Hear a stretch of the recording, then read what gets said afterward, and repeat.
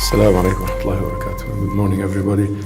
And this is something that perhaps should give motivation to our sisters who are minorities in this area, who are working hard to bring justice, to bring the principles of Islam back to Muslims.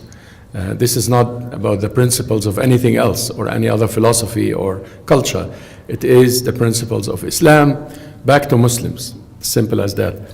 The model of the Prophet ﷺ is well known, but we are so far from that model. And I think the contribution that I could make to this discussion is why are we so far from the model of the Prophet ﷺ, the model in which it was a place for Arabs and Africans and Romans and Persians. It was a place for men and women and children. It was a place for everybody who wants to be in the mosque, including the Christians from Najran who came and stayed the whole day in the mosque and prayed in the mosque, the Jews of Medina who always frequent the mosque, and so forth. You read about an open place that's a community center in which they had their wedding parties and they had their dancing in the days of Eid, and all of these are from the authentic collections and something that anybody who studies Sharia would memorize. But why? Why is there a gap? From the scholarly perspective, there are two issues that I think we need to face in scholarship, as well as facing many other issues in society and so on. But I think these two issues are key, and facing them would help the cause, inshallah.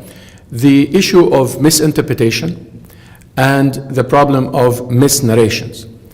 And it's not only misinterpretations, but there are misnarrations too. And that is very important because the misnarrations are about narrations that are in some authentic collections that are misnarrations. Are there any misnarrations in the authentic collections? Yes, there are. Ibn Hajar, the main commentator on the Bukhari, who is the collection number one in the Hadith, the most authentic collection in Hadith, Ibn Hajar differed with Bukhari over the authenticity of dozens of people, and therefore the authenticity of dozens of Hadith. And he is the first and foremost commentator on that collection. So anybody who has a degree of scholarship in Islam, in the Sharia, would know that not everything in Bukhari is correct. And it doesn't mean that Bukhari was a bad man, or I received some interesting comments. It's not black and white. The Bukhari was a great imam in our time, and he put a lot of effort to collect as many hadiths that he can collect, that the Prophet said, ﷺ, and out of 400,000 that he collected, he chose 10,000 to put in that book that he thought he could trust their narrators. But the narrators, according to his criteria, are not all correct, are not all authentic, even according to his own criteria. But that's quite technical. I'm just saying that there are misnarrations that bring women, that put women in a position that is contrary to Islam, contrary to what Prophet ﷺ taught us. Mentioning leadership that our sister mentioned, there is a hadith in which people who appoint a woman leader will never be successful. ما أفلح قوم ولوا أمرهم امرأة. And that hadith, yes, found its way into some authentic collections. But this hadith is a misnarration. As simple as that. The companion who narrated the hadith was a companion who was accused of accusing another companion of adultery and so forth. And we all know the ayah in which Allah subhanahu wa ta'ala said, وَالَّذِينَ يَرْمُونَ الْمُحْصَنَاتِ ثُمَّ لَمْ يَأْتُوا بِأَرْبَعَةِ شُهَدَاء. Those who accuse others of adultery and they don't bring forth witnesses, then reject their witnessing afterwards. And that's what Umar radiallahu anhu did in his time. So Abu Bakr, not Abu Bakr as-Siddiq, not the great companion Abu Bakr, but Abu Bakr, the companion, he was not accepted in courts of the time. And that is, according to a Bukhari and Muslim, is a criteria that does not make him authentic for such narration. He narrated it also in a very political environment in which Aisha radiallahu anha, the wife of the Prophet ﷺ, was on the camel leading the battle during the 30 how many years after the Prophet ﷺ, when they had the battle of the camel, It was called like that because Aisha was actually leading one of the sides, the two sides that fought at that time. So Abu Bakr was against her politically. So he said, I heard the Prophet ﷺ said 20 years ago, ما أفلح قوم ولوا أمرهم. People who appoint a woman leader will never be successful.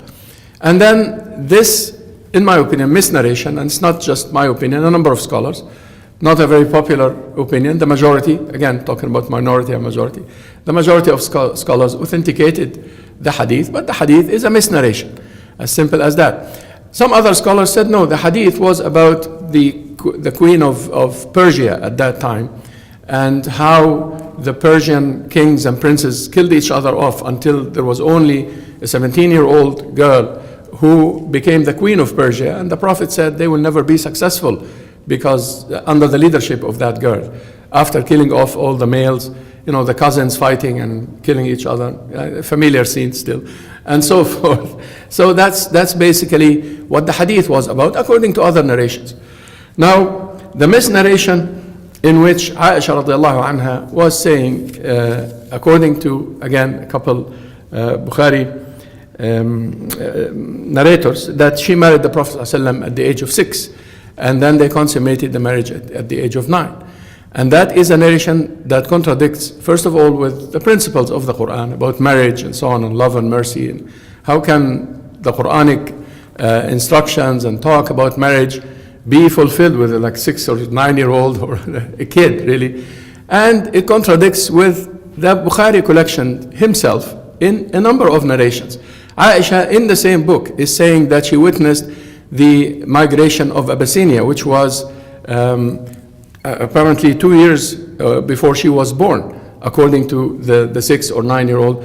And therefore she was supposed to be, and she was a little girl, she said. She was a little girl, and her father wanted to migrate to Abyssinia, which is the year 4 of the message, which is 9 years before marrying him, according to this narration, at the age of 6.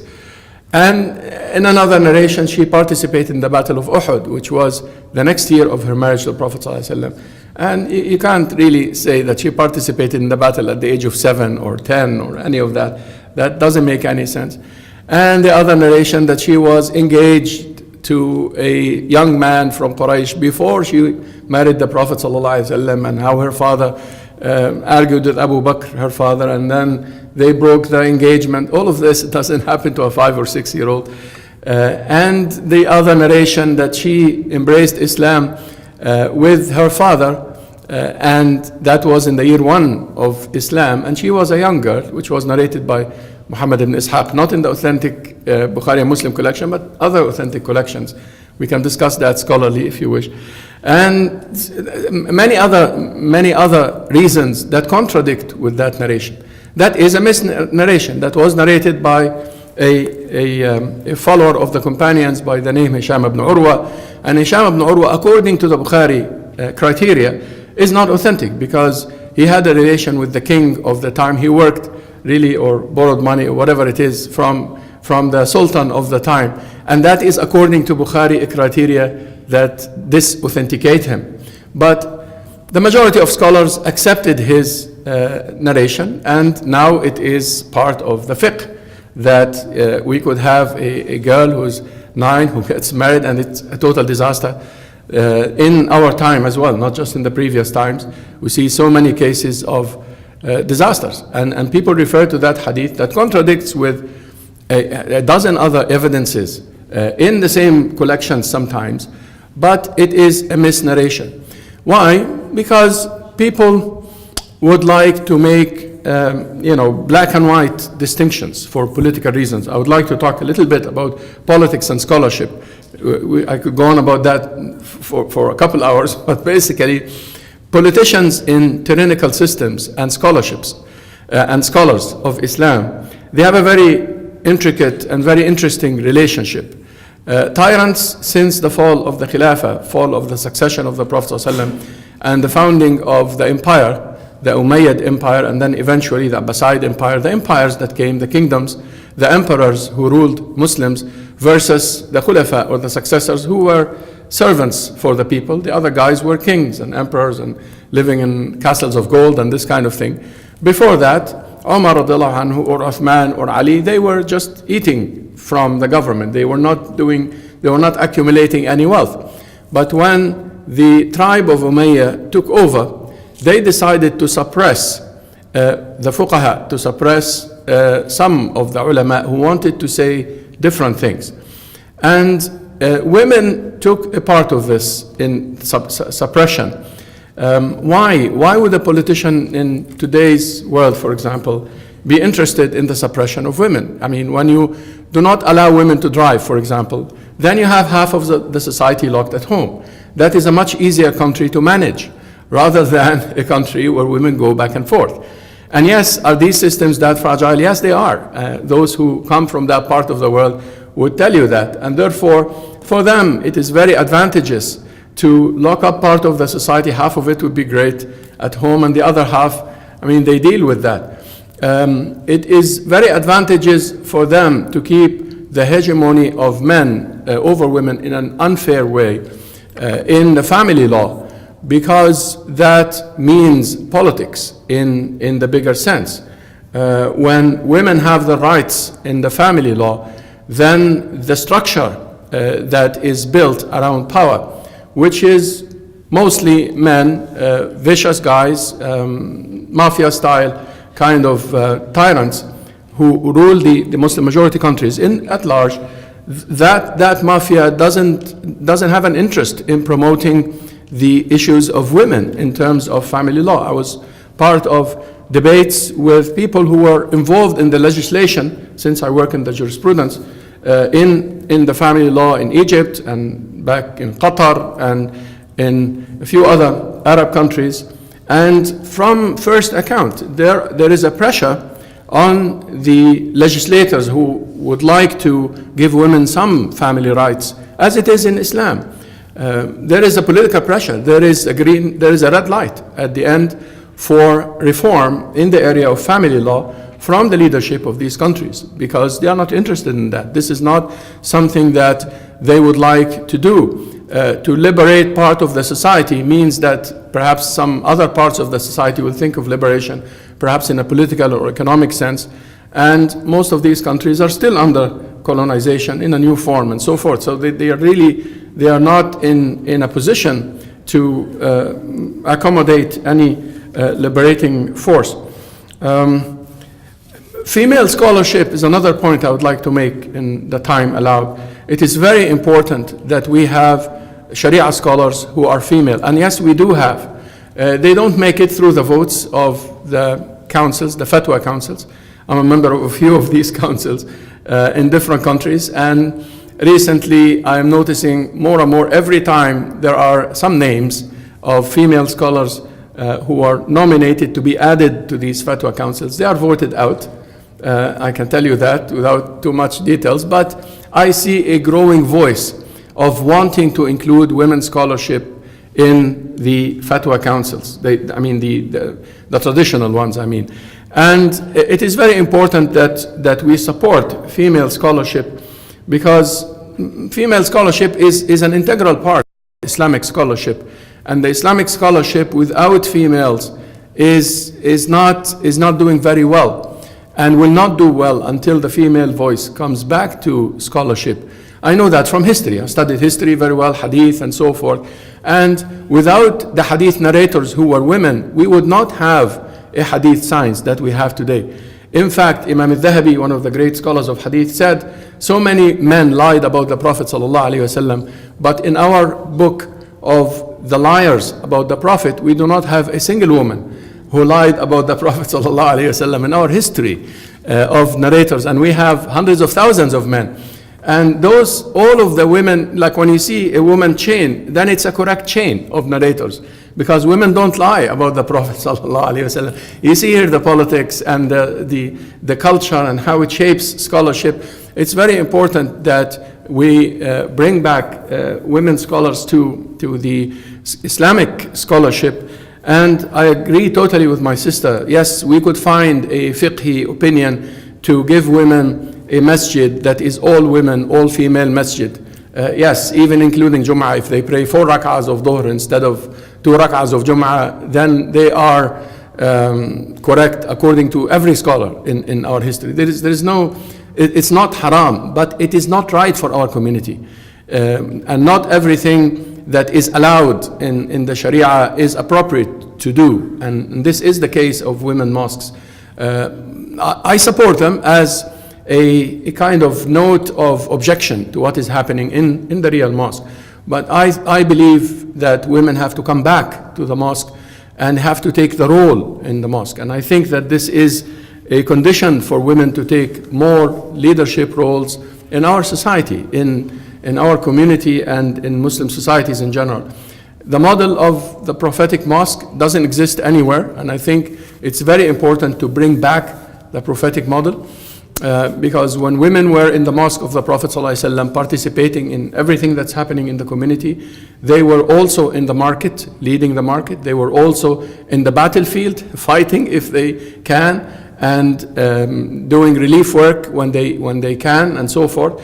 They were part of the life of Muslims, of this growing community that the Prophet ﷺ founded in Medina. Khadija is a fantastic example, Aisha, etc. Time wouldn't allow to get into the great women who shaped Islam for us. The Islam that we understand today was shaped by this. Allah said in the Quran, وَاذْكُرْنَا مَا يُتْلَى فِي بُيُوتِكُنَّ مِنْ آيَاتِ اللَّهِ وَالْحِكْمَةِ. Allah is telling them to narrate in the Quran. It's telling them, narrate what you see of the wisdom of the Prophet sallallahu alaihi wasallam. So now we have fiqh, or some fuqaha, who tell us that a woman's voice is awra, and the Quran is telling them to narrate. How can they narrate if they cannot speak? And this is also part of this political problems that we have. In this part of the world, politics suffers from a lot of injustices. I'm not unaware of that, but I think there is room for Muslim women in America to contribute to that movement of Muslim women around the world. They have space to say what they can and to contribute, and they should have the full support of scholars, the true scholars of Islam, who do not care about the ambitions of the tyrants out there, west or east, but care only about the truth and are willing to support it with whatever price that they should pay for supporting the truth.